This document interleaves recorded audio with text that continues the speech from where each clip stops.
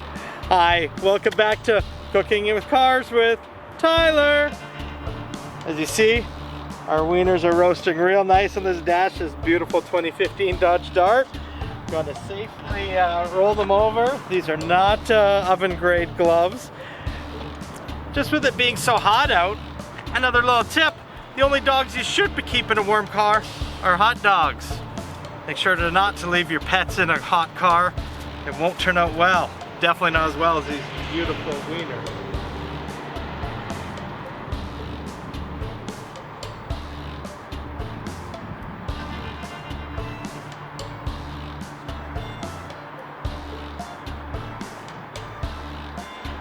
Man, oh man, you could almost say those are ballpark Franks, but I'm gonna call them Dodge Dart Franks. Stay tuned as we get these puppies ready and into some buns with some delicious meals here this afternoon on Cooking with Cars with Tyler.